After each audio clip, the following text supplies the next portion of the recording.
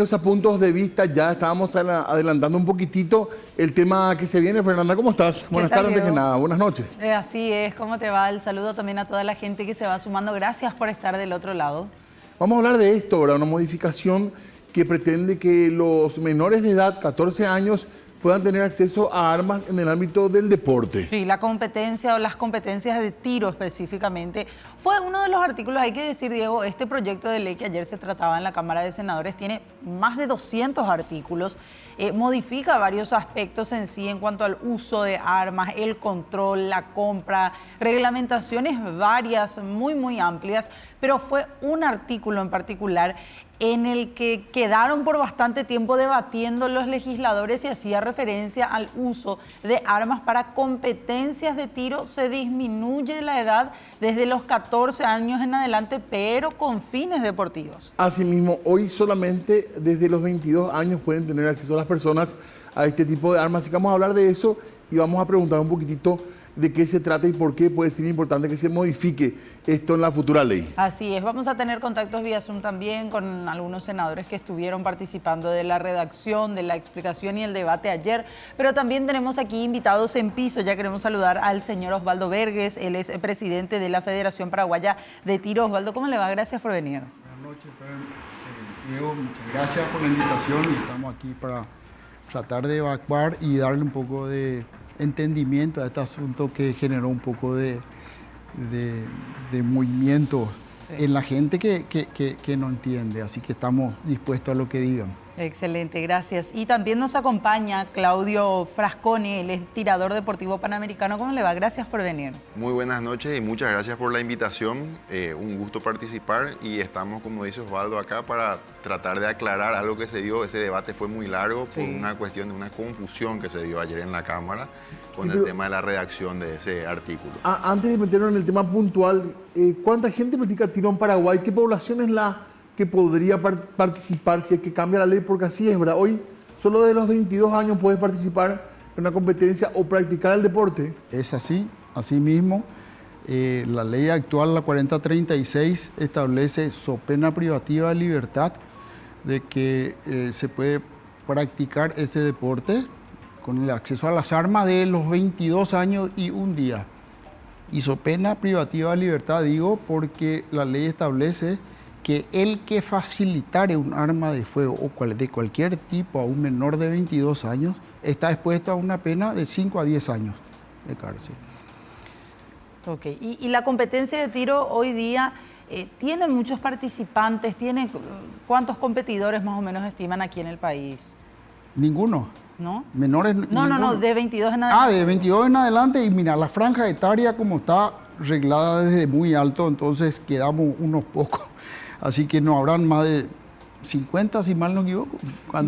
Con suerte, todos tenemos las edades van hasta los 60 y pico de años. ¿Y vos competís, por decirte, con gente de Argentina o de Brasil, por decir países cercanos que comienzan de más chicos, o la ley es similar en la región? La legislación argentina prevé la práctica del deporte, o sea, la misma excepción que estamos nosotros queriendo que salga acá, que es planteada por los proyectistas. La Argentina tiene una edad mínima de 10 años. En el proyecto que ahora se está tratando, la edad mínima es de 14 años. Levantar un poquitito. Pero digo, en general, entonces el deportista paraguayo que es tirador empieza recién a los 22 años su carrera deportiva. Si va a cumplir la ley es así mismo, entonces eso pone en una situación de desventaja. Entonces, cuando sale afuera a competir, se está enfrentando a un atleta que a lo mejor ya tiene 10 años de experiencia, claro. Está muchísimo más fogueado, con muchísimo más aplomo, y es una desventaja. Yo le estaba preguntando antes de entrar acá, por curiosidad ya un poco, con respecto a las armas, para la gente que no maneja mucho el tema de armas. Es lo que se usa en una competencia de tiro, es lo mismo que se usa un policía en defensa personal en una casa, es lo que usa un cazador. ¿Qué armas se usan para el deporte? El tiro es un deporte que tiene muchísimas disciplinas y modalidades. Si hacemos una analogía, podemos hacer una analogía con el automovilismo. Hay armas muy específicas para disciplinas muy específicas, por ejemplo las olímpicas, sería el equivalente a la Fórmula 1 del tiro. Son armas que uno no va a ver en otros lugares que no sean ahí. Sin embargo, si vamos a hacer una analogía con el rally, que son autos ya de calle, de serie, hay disciplinas que no son olímpicas de tiro, que tienen campeonatos mundiales, campeonatos americanos, panamericanos, sudamericanos, que sí utilizan las mismas armas que uno podría destinar a la defensa personal. Por ejemplo, en tiro práctico se usan pistolas 9 milímetros. Y una pistola común, digamos, por así decirlo. Y otra vez tiene una división, están las disciplinas, o sea, tiro práctico está production, que sería algo básico, y después van hasta cuestiones más especializadas, pero sí. Y cuando vamos a hablar de una competencia a nivel olímpico, ¿qué tipo de armas son las que se usan? Bueno, el tiro olímpico no abarca todas las disciplinas de tiro deportivo. Entonces, como las Olimpiadas tienen un lapso, un transcurso de tiempo en el que se tienen que cumplir todas las competencias, las mallas van achicando y toman algunas disciplinas de cada deporte. Y en el tiro tienen disciplinas de pistola, rifle y escopeta. Y pistola se divide en pistola de aire, pistola de fuego, calibre 22, lo mismo con el rifle, y las escopetas calibres 12. Y este es un deporte que se practica también por normativa en ciertos lugares nomás, ¿verdad? No puede practicar en cualquier lugar el tiro. Depende de las instalaciones. Ajá. Acá en el Paraguay, Paraguay. ¿verdad? En Paraguay tenemos unas instalaciones, pero de primerísimo mundo, que se habían hecho para los Juegos ASU 2022. Claro. O sea, tenemos la tercera o la cuarta instalaciones más modernas que existen en Sudamérica. Pero vos no puedes ir, por decirte, a un parque o a un lugar. No, en absoluto. Son lugares habilitados para el efecto. Habilitados para el efecto y por el ente rector, que en este caso es la DIMABEL. Y lo que se dispara es una bala de plomo, pólvora, ¿es la bala común, digamos, o qué tipo de proyectil se usa? Se usan municiones normales. En el caso del 22, por ejemplo, si vamos en el caso del 22, munición de plomo con pólvora, o sea, una munición normal. Okay. De acuerdo a la necesidad de la disciplina, hay más especializadas, pero no es que varía el poder de la munición, varía las características con las que se armaron. Son más precisas, son más uniformes, más parejas. Ya, correcto. Queremos también ampliar la charla, gracias a los invitados que están aquí. Nos acompaña también el senador Sergio Rojas vía Zoom en este contacto para poder ilustrarnos un poco más acerca de ya el proyecto que ayer estuvieron tratando. Senador, ¿cómo le va? Gracias por atendernos. Buenas noches para vos, para toda la teleaudiencia. Un honor estar aquí con los demás invitados. Y bueno, muy contento porque se aprobó una ley que para nosotros es bastante moderna, muy necesaria por los últimos hechos que han ocurrido. Una de ellas el día de ayer, que se produjo una incautación muy grande de armas importadas en forma legal en el Paraguay, pero que aparecieron en las favelas de Brasil en manos del crimen organizado, y había mucha necesidad de modificar esa ley que data del 2010 por ser en muchos aspectos ambigua y también incompleta. Yo creo que es la ley más importante que en este periodo parlamentario se ha aprobado en el Senado de la República. ¿Podría citar, antes de entrar en el tema particular deportivo, senador, los puntos más importantes para vos que se habilitan y que cambian de la legislación paraguaya ahora? Bueno, el tema de la edad, que trajo a confusión, que es una excepción que se estableció, hay que decir claramente a la ciudadanía que ningún menor de edad que haya cumplido 14 años puede ser ni propietario ni poseedor de ningún arma, a excepción de que sean los campos habilitados para el deporte de tiros, ¿verdad? Con todas las diferentes disciplinas. Eso es lo que trajo un poco de confusión, porque muchos de los colegas entendieron que cualquier joven, bueno, nos vamos de casa deportiva al Chaco a cazar yaguareté, y eso no es así realmente, ¿verdad? Sí. Solamente tiene que estar en primer lugar asociado a una federación que esté habilitada, y en segundo lugar solamente se puede practicar en los lugares habilitados, y en tercer lugar con la firma de los padres o de algún tutor. Eso es lo que trajo un poco más de polémica. El resto ha sido bastante consensuado. Este es un tema muy importante. Aquí participó el Consejo Nacional de Defensa, la Senat, la Policía Nacional, Ministerio del Interior, participó también el Ministerio de Defensa, o sea, todas las entidades del Estado, Secretaría Nacional de Deporte, Ministerio de la Niñez y la Adolescencia, que es un tema muy importante, la CEPRELAT, porque aquí también para comprar armas se van a exigir la capacidad financiera. Ustedes vieron que la persona que ayer se le incautó más de 2.500 armas era un vendedor, un limpiador de vidrios Sí. de la calle y que ha movido $2 millones. Cuida Eso hoy coches. permite la legislación paraguaya y bueno, con esta nueva ley se va a impedir todo eso. Ahora, lo que respecta a la tenencia en sí, actualmente es de 22 años en adelante. ¿Eso sufrió alguna modificación también? Se establecen 3 categorías de armas y en una de las categorías se prevé que a partir de la mayoría de edad, resulta que anteriormente la mayoría de edad se establecía a los 22 años Sí.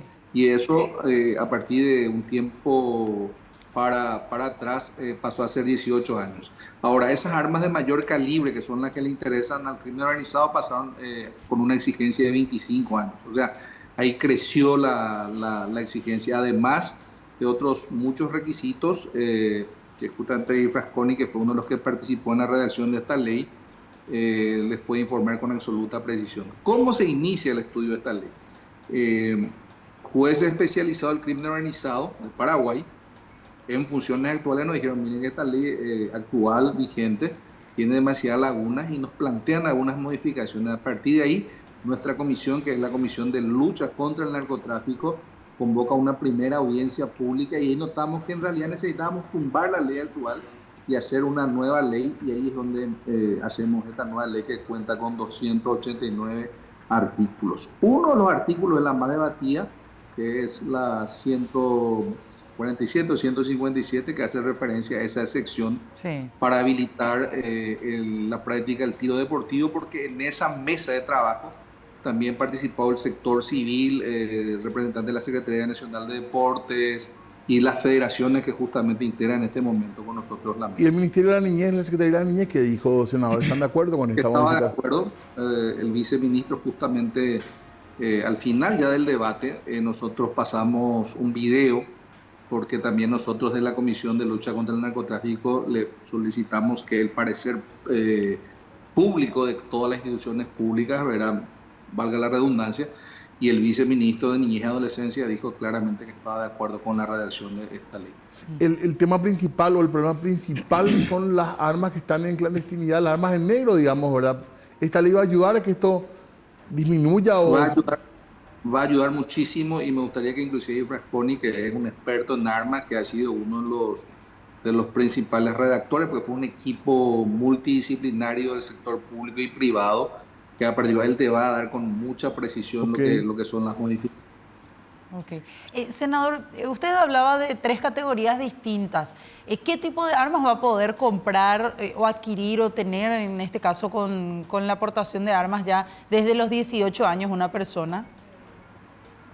Lo que sean de uso personal, para la casa, para la práctica del deporte, o sea, aquellas armas de menor, por decirlo así, de menor capacidad en un principio, y también hay 2 categorías de habilitación de armas, que es la A y la B.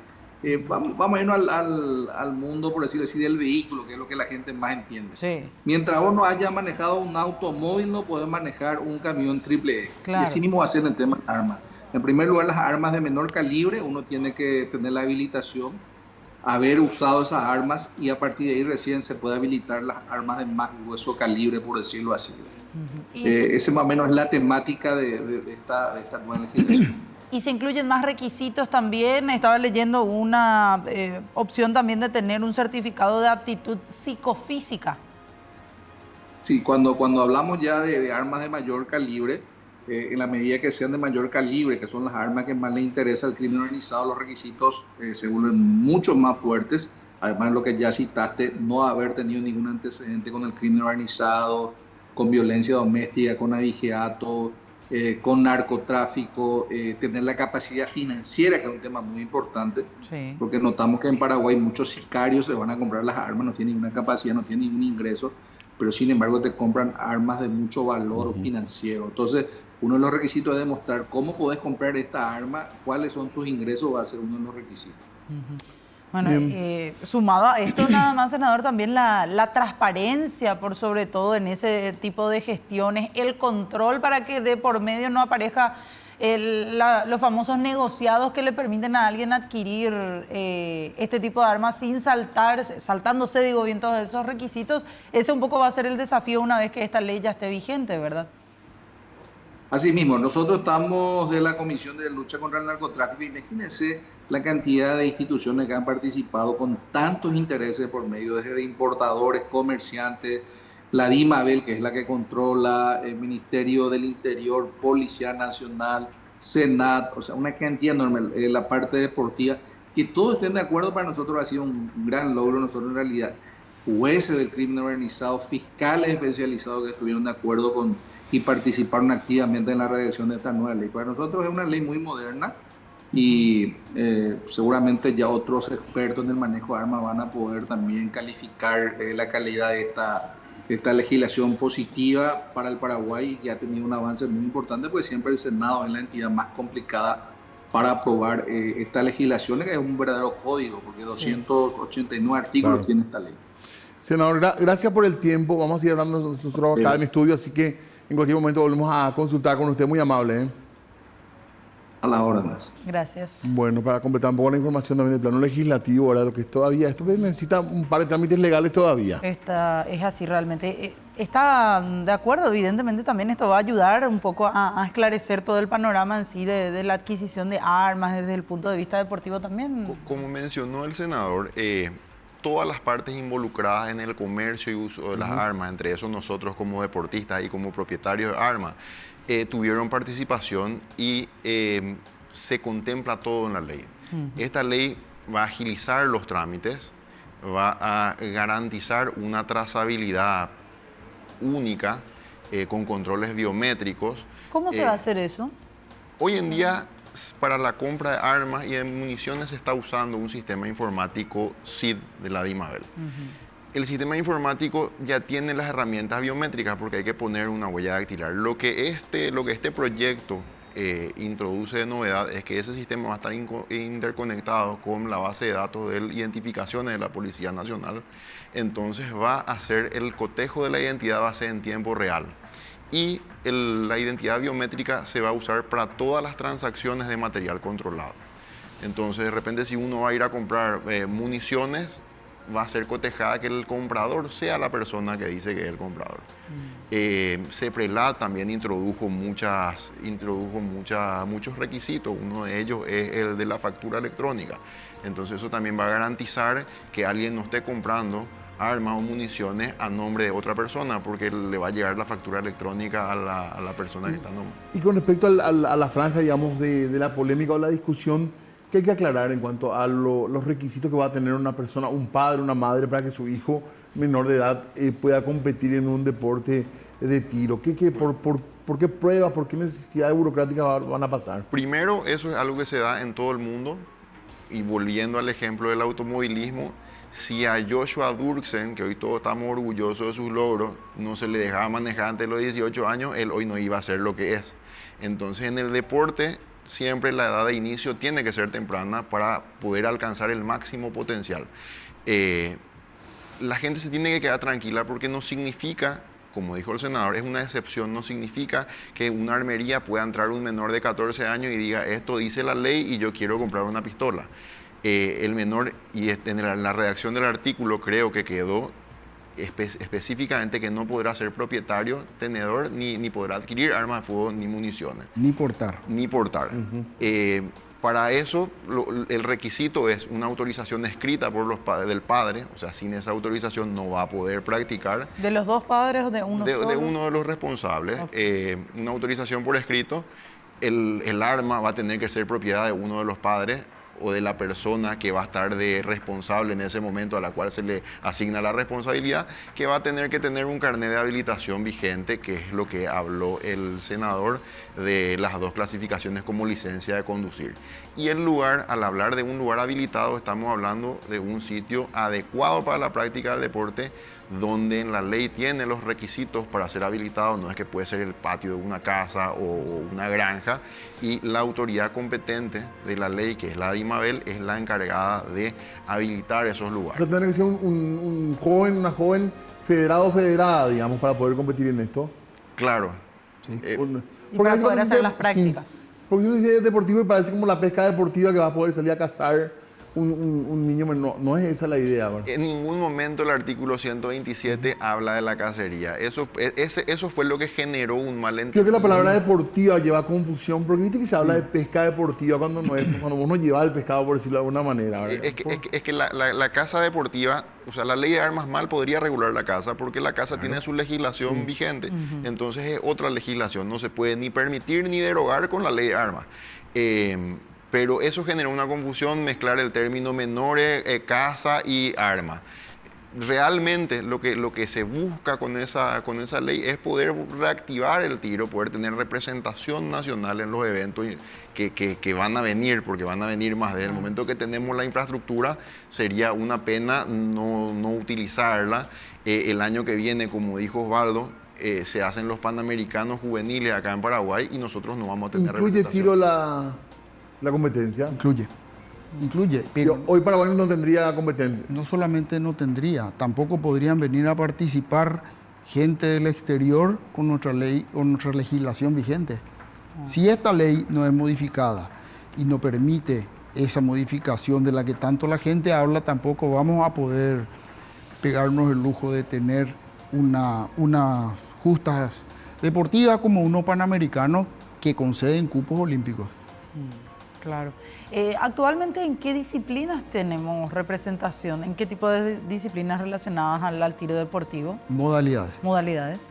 Tenemos con las modalidades que desarrollamos en el Comité Olímpico Paraguayo, que es donde tenemos, en el Parque Olímpico, donde la Federación Paraguaya de Tiro tiene bajo su administración las instalaciones de modalidades olímpicas, como la fosa olímpica. Voy a hablar de escopetas, el skit, que son las dos disciplinas de escopeta. Después tenemos tiro neumático 10 metros, que es el que participa Claudio. Rifle con neumático a 10 metros, pistola y rifle calibre 22 a 25 y a 50 metros. Esas instalaciones son las que tenemos en el Comité Olímpico, súper modernas, envidiable para cualquier país. Inclusive esa erogación económica que hizo el Estado paraguayo para aquellos Juegos ASU 2022 fueron inmensas y son las instalaciones que hoy estamos obligados. ¿Colaboró, está de acuerdo, se manifestó con este punto? ¿Cómo? La Secretaría de Deportes. Sí, totalmente. La Secretaría Nacional de Deportes fue una de las entidades que estuvo acompañando a esta mesa multidisciplinaria que nos estuvimos reunidos. Creo que éramos 16, Claudio, si mal no recuerdo. Importadores y todo, entes públicos y privados. Secretaría Nacional de Deportes, Comité Olímpico Paraguayo también. Bueno, lo importante es aclarar, ¿verdad? Este punto Claro. se va a hacer en el marco del deporte realmente. Totalmente. Y en casos excepcionales, dice la ley inclusive, pero la participación de menores o desde 14 años o menores de 18, digamos, es en caso excepcional deportista o que practiquen el deporte. Y Claro. valga las expresiones también del presidente del Comité Olímpico Paraguayo, el señor Camilo Pérez, de que el deporte es un compromiso del menor o del joven, tanto para con su país en caso de representarlo y alejarlos también de las banalidades y de las drogas, del levantarse temprano, tener un compromiso consigo mismo que a su vez después ya lo hace una persona más responsable y se trasfunda inclusive en las cosas diarias para su vida futura. Totalmente. Además, le aporta disciplina, le Así aporta el mismo. conocimiento en sí de que no puede Totalmente. utilizar ese tipo de armas en cualquier otro momento de su vida, ¿verdad? Absolutamente. Muchísimas gracias por venir, muy interesante el tema. Esto va a seguir en debate, así que le agradecemos porque vamos a seguir hablando seguramente nosotros de esto. Muy amable. Muchísimas Gracias a ustedes. muchísimas Queremos gracias, un haber gusto participar. evacuado dudas. Gracias, Totalmente. muy amable. Gracias. Y por sobre todo darle esa tranquilidad también a los padres de que con esto se busca también regularizar toda la situación, ponerse más rigurosos también con los controles en sí en torno a las armas en nuestro país, el uso, la tenencia, no solamente para aquellas personas menores que buscarán practicar el tiro deportivo, sino también con los mayores para la tenencia en sí. Así, en muchos sentidos tocamos fondo, ¿verdad? Con el tema irregular de armas irregulares. Ojalá que esta ley pueda o permita que las cosas funcionen mejor en este aspecto. Y alejarnos de ser ese país de tránsito para que lleguen las Así armas mismo. a países Tal cual. vecinos, ¿verdad? Ojalá que funcione en ese sentido la ley. ¿Tenemos que hacer pausa nosotros? Sí, señor, ya volvemos.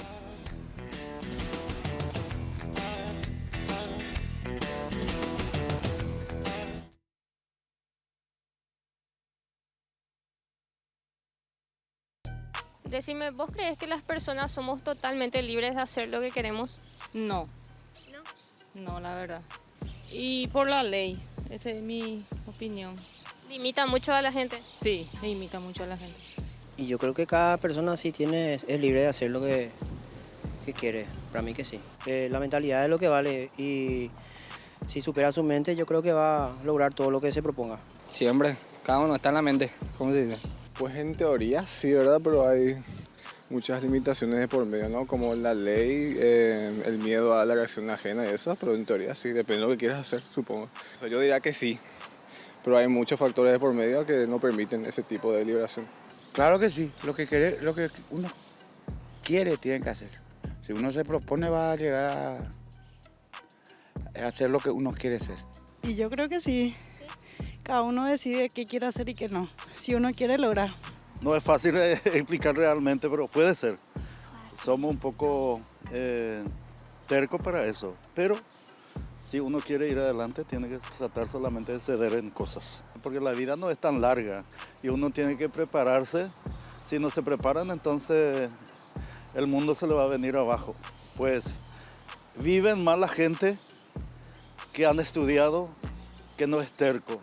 Y el que cae en eso, entonces queda por el camino y puede suceder cualquier cosa negativa para la vida. Bueno, personalmente yo creo que no me puedo ir, no me puedo ir a drogar, por ejemplo, porque está mal. O sea, no me puedo ir a robar porque está mal, o sea, eso es como yo pienso. Y libres no, porque hay límites que podría ser que no está establecido así por las personas, pero hay límites morales y todo eso, entonces yo creo que no. La ley para eso está hecha, para establecer esos límites que a veces rozan así los enfermos y todas esas cosas, por eso yo creo que no hay así tipo libertad absoluta en todo.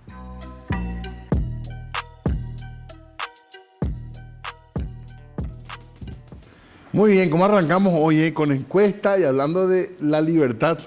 Si somos no libres, ¿te imaginamos? Qué existencial la Sí, pregunta, como ¿verdad? Qué compleja. Tan fácil parece y empezar a pensar un poquitito y se te complica. Yo me quedé pensando y no me terminé de armar una respuesta. Si a mí me entrevistaban, yo salía corriendo. Ya quiero responder por vos, Fer, pero no voy a ser tan, No. tan mal educado, no voy a ser. Por favor.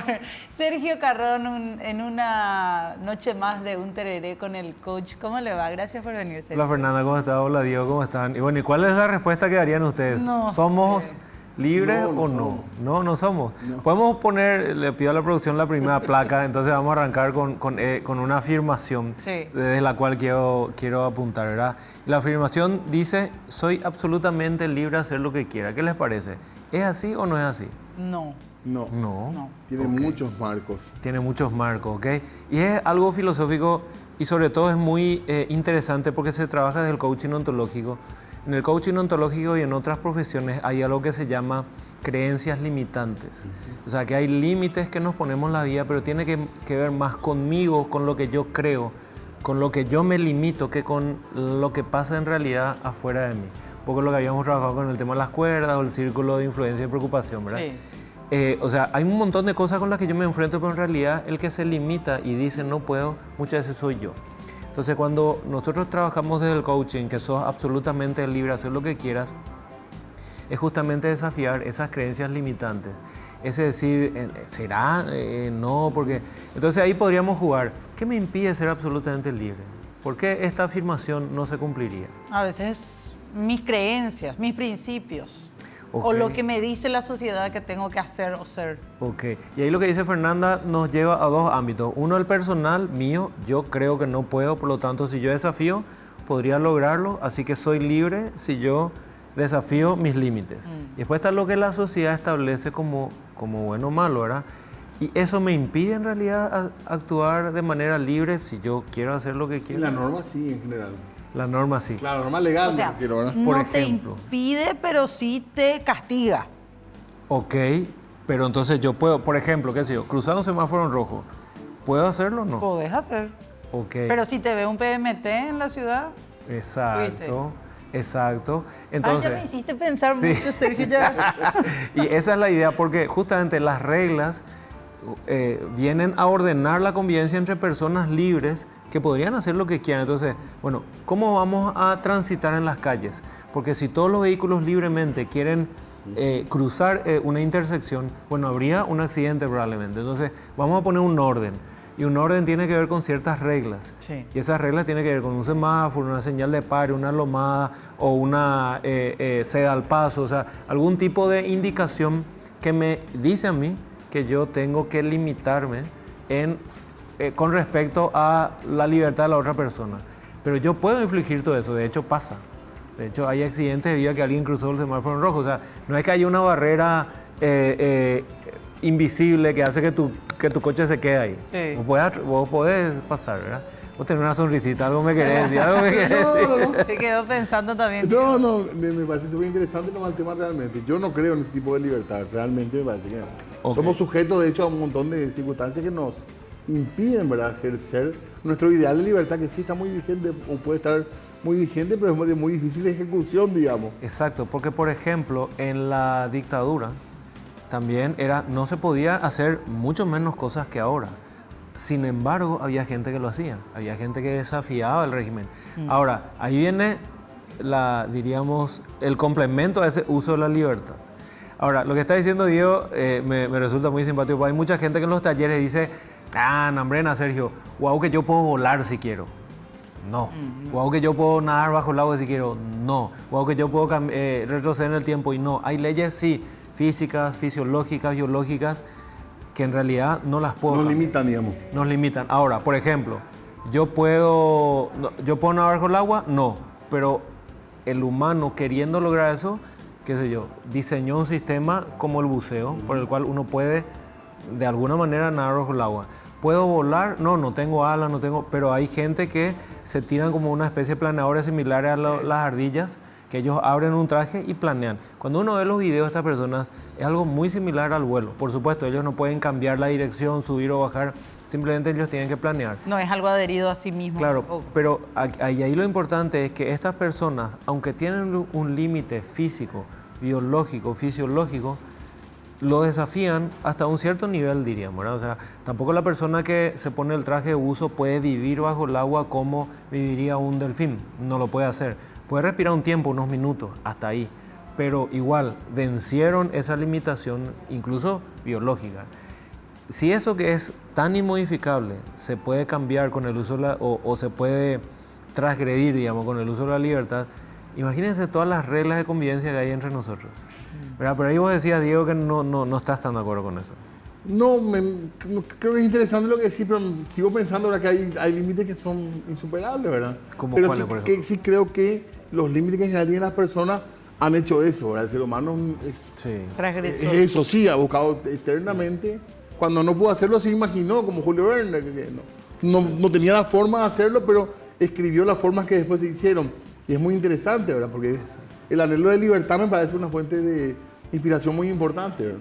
Y sobre todo que, diríamos, hay como unos extremos. Yo no estoy hablando de libertinaje, ¿verdad? En el sentido de yo hago lo que se me antoja y acá viene el complemento. Eso no es libertad. Eso no es libertad. Claro, pero ¿a qué voy? Que la libertad siempre tiene consecuencias. O sea, y de lo que yo no me puedo... Pero ella no es libertad, pues. Allá no es libertad. No, es que, a ver... El tema es que hacer lo que vos querés sin que después nadie te meta preso. Y yo creo que, bueno, y ahí podemos por ahí debatir, pero me encanta esto, digo, podemos debatir a nivel conceptual. Para mí eso es libertinaje. El creer que yo, o el vivir diciendo yo hago lo que quiero y no deberían haber consecuencias, ¿verdad?